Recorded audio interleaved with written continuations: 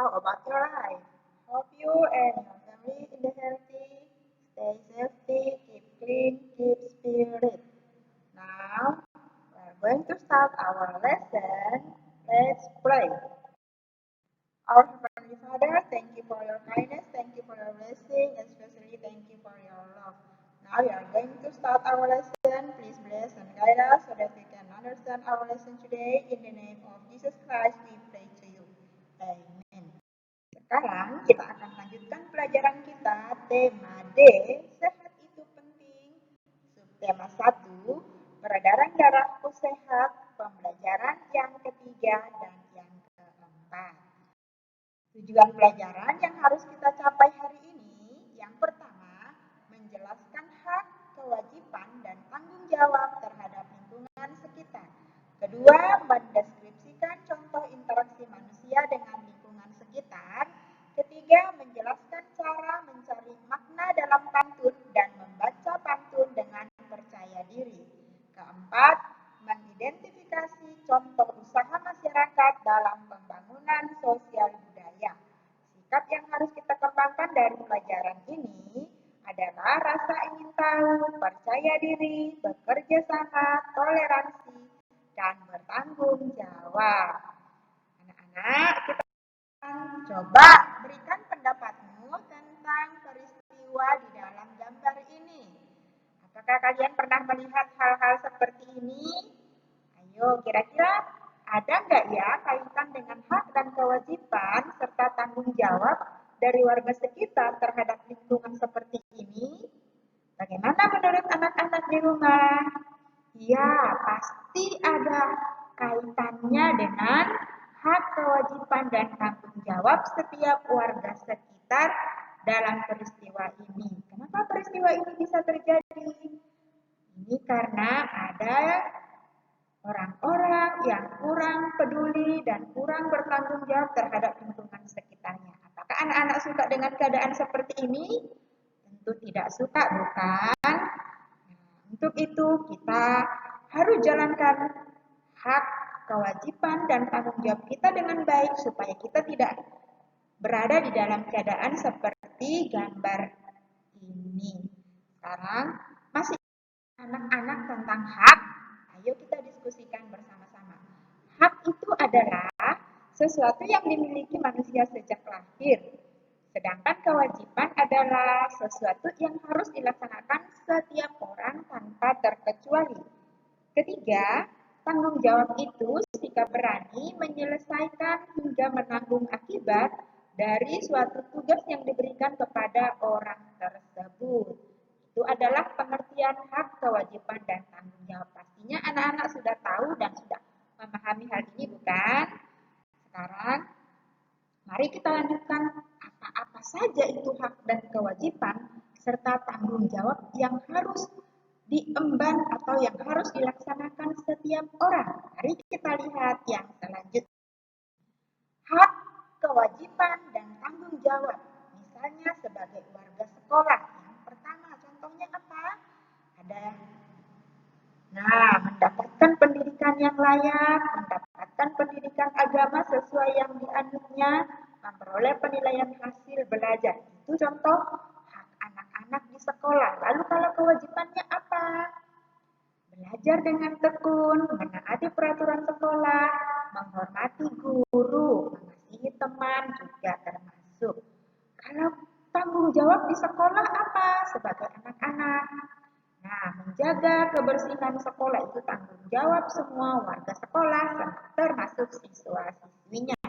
Kemudian melaksanakan jadwal piket sekolah, mengikuti upacara bendera, termasuk juga tanggung jawab siswa-siswi di sekolah. Ini contoh hak, kewajiban, dan tanggung jawab di sekolah. Kalau di rumah bagaimana? Anak-anak di rumah juga memiliki hak, kewajiban, serta tanggung jawab loh. Apa saja hak dan kewajiban anak di rumah? Yaitu mendapat perlindungan dari orang tua dan seluruh anggota keluarga, mendapat hak untuk dapat bertumbuh dan berkembang, mendapat informasi sesuai dengan tingkat usia dari orang tua keluarga. Kemudian kewajiban anak-anak di rumah juga ada, yaitu wajib menghormati kedua orang tua, ikut menjaga kebersihan rumah, mematuhi perintah orang tua. Lalu apa tanggung jawab yang anak-anak harus emban di rumah? Anak-anak harus membantu orang tua, menolong keluarga jika sedang dalam kesulitan, seperti mama lagi sibuk, anak-anak dapat membantu menjaga adik misalnya, membereskan mainan sendiri, membersihkan rumah yang kotor atau halaman yang kotor. Lalu berkata jujur kepada orang tua dan anggota keluarga yang lain, serta bersifat terbuka terhadap seluruh keluarga. Kenapa harus bersifat terbuka? Supaya masalah yang kamu hadapi dapat diketahui dan diatasi bersama-sama oleh keluarga dan orang tua. Itu tadi hak, kewajiban, dan tanggung jawab anak-anak di rumah. Hak, kewajiban, dan tanggung jawab kita juga ada di masyarakat. Nanti anak-anak boleh mencari tahunya sendiri apa ya. Anak-anak, hak, kewajiban, serta tanggung jawab itu tidak terlepas dari interaksi sosial kita bersama orang-orang lain di rumah, di sekolah, ataupun di masyarakat. Lalu apa saja sih contoh bentuk-bentuk interaksi sosial? Pertama itu interaksi sosialnya adalah antar individu. Masih ingat kan interaksi sosial itu apa? Kita sudah belajar di pembelajaran pertama dan kedua. Interaksi sosial itu adalah hubungan-hubungan antar individu-individu atau dengan kelompok lain atau antar kelompok dengan individu lain atau hubungan antar kelompok dengan kelompok lain untuk memenuhi kebutuhan sehari-hari, di mana di dalamnya terdapat hak yang harus kita terima, kewajiban, dan tanggung jawab yang harus kita laksanakan. Bentuk-bentuk interaksi sosial ada antara individu dan individu, seperti kita berbicara dengan teman kita, berdiskusi. Kalian anak-anak berdiskusi kalau di sekolah, kalau di rumah diskusi dengan kakak, adik, papa, mama. Kalau di tempat kerjaan, misalnya papa mama mengadakan rapat di kantor, rapat dengan RT, para pemerintah mengadakan rapat dengan wakil-wakil rakyat, itu termasuk interaksi sosial. Lalu ketika kita bermain dengan teman, bermain dengan keluarga, bermain dengan papa mama, itu juga termasuk interaksi sosial. Interaksi sosial dengan anak-anak lain secara berkelompok itu bisa di dalam bentuk berolahraga dengan teman-teman kita, juga termasuk interaksi sosial. Bergotong royong, kerjasama, atau kerja bakti juga termasuk interaksi sosial. Ini adalah bentuk kerjasama atau kerja bakti interaksi sosial di sekolah, anak-anak, siswa dengan guru, interaksi sosial antara pejabat pemerintah dengan masyarakat serta warga masyarakatnya. Interaksi sosial itu sangat penting loh di dalam kehidupan kita bermasyarakat. Kenapa? Karena kita adalah manusia makhluk sosial.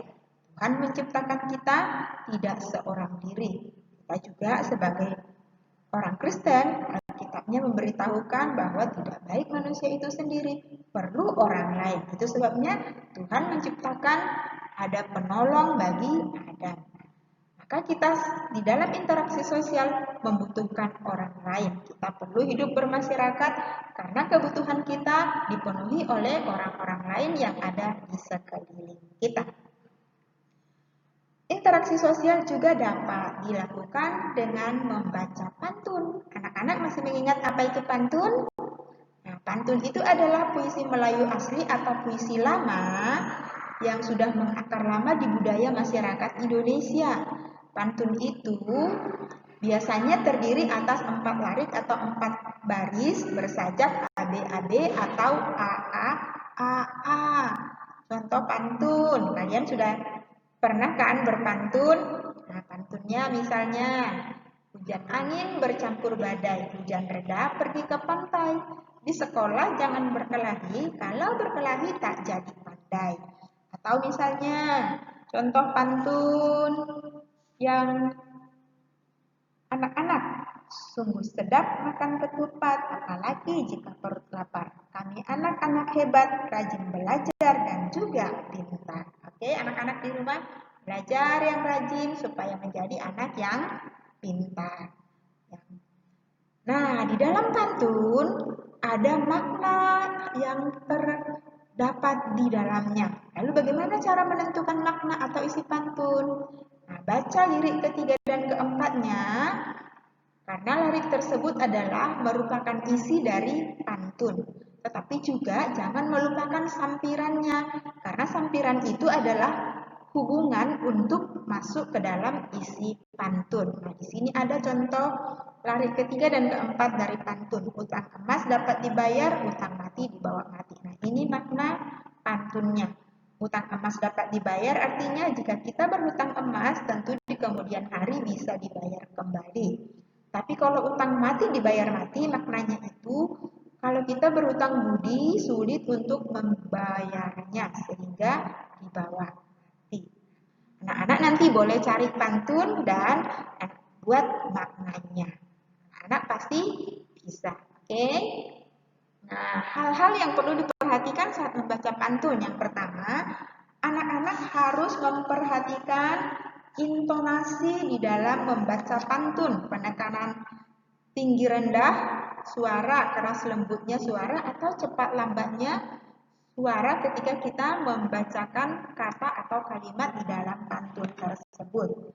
Lalu yang kedua, dalam membaca pantun yang perlu diperhatikan jeda atau pemenggalan kata, karena itu berguna untuk memudahkan pendengar di dalam memahami pantun tersebut. Yang ketiga, pelafalan huruf atau kata. Pelafalan itu sangat perlu diperhatikan agar tidak menimbulkan makna yang berbeda. Dan yang keempat itu perhatikan volume suara, kerasnya suara diperhatikan supaya ucapan itu di dalam pantun dapat didengar oleh orang lain dengan jelas. Nah, itu tadi arti pantun, cara menemukan makna pantun, dan hal-hal yang perlu diperhatikan di dalam pantun. Anak-anak, sampai di sini pembelajaran kita. Teacher berharap anak-anak paham dan mengerti. Boleh belajar pantun di rumah dan cari tahu makna dan isinya, dan juga belajar membacakan pantun dengan percaya diri, karena nanti ada tugas anak-anak membaca pantun untuk divideokan. Oke? Lalu tugas kita hari ini apa? Tugasnya hari ini adalah mengerjakan halaman 18, nomor 2 sampai nomor 3. Lalu halaman 21 itu membacakan pantun. Kalian boleh bacakan yang di buku paket halaman 21 atau boleh juga dicari pantun yang lain. Atau kalau anak-anak bisa membuat pantun sendiri, itu lebih baik. Nanti kalian boleh videokan, dikirimkan kepada teachernya, waktunya maksimal 3 hari ya. Dan halaman 23 itu nomor 1 dan nomor 2. Yang dikirimkan hari ini halaman 18, nomor 2 dan 3, dan halaman 23, nomor 1 sampai nomor 2. Oke? Anak-anak, kerjakan dengan baik dan tetap semangat belajar di rumah. Oke? Sampai di sini pembelajaran kita. Mari kita tutup dengan doa. Our Heavenly Father, thank you for your kindness, thank you for your blessing. Now we have done to study. Please help us to keep our mind what we learned today. In the name of Jesus Christ, we pray to you. Amen.